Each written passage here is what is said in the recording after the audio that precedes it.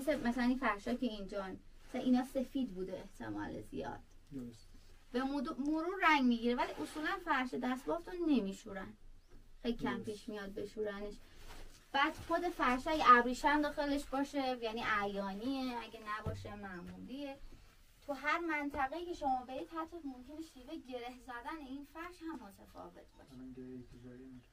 مثلا این گره که من زدم، ما به این فرشا مثلا به این گره میگیم گره یزدی، اما مرز فارس، کرمان و یزد هست.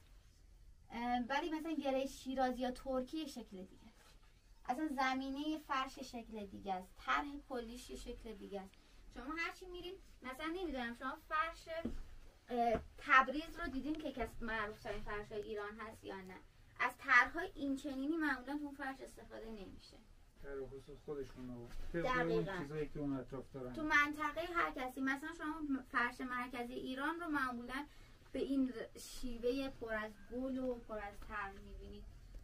شاید تو کویر معمولا هر چقدر هست این طرح‌ها گلدارتر میشه، طبیعتش رنگارنگ‌تر میشه. هر چقدر میرید تو مناطق خوش آب و هواتر یا خنک‌تر یا سردسیرتر می‌بینید طرح‌ها کم کم داره خنثی میشه.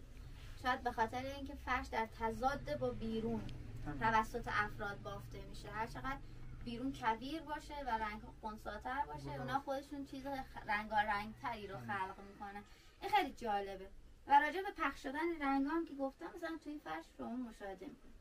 البته این چیزی از ارزش فرش‌های دستبافت کم نمی‌کنه، فقط توی اون بحث حالا اون کیفیتش تفاوت داره. یعنی که مثلا اصولاً هر چقدر که قدیمی تر باشه برای مردم ارزشمندتره و در گذشته نه. این اتاق همون 600 یورویی معروفه. البته دیگه الان اجارهش نمیدیم، ولی بله این هم اتاق معروف است که زمانی 600 یورو اجاره یک شبش بود و الان دیگه فقط موزه است. دیر جا بدادی.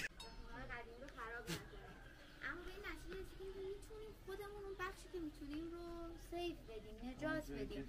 چیکار کنیم؟ آره خونه همسایگیمون رو خریدیم و به جای تخریبش بازسازیش کردیم. خیلی مشخصا بازسازی شده، یعنی شما کاملا میتونید تشخیص بدین کدوم بخشش قدیمیه و کدوم بخشش توسط ما ترمیم شده. کاملا این تفاوت احساس میشه. تو این اتاق یک زمانی حتی مسافرات دوست داشتن اقامت کنن، ولی الان بیشتر یک موزه ابزار کشاورزی و حالا شیوه زندگیه. بخش های جالبی داره. خونه های قدیمی اصولا به خاطر این بخشاشون بسیار جذابه. مثلا این فضا که بهش پستو میگن، پستوها به عنوان اتاق خواب یا انباری در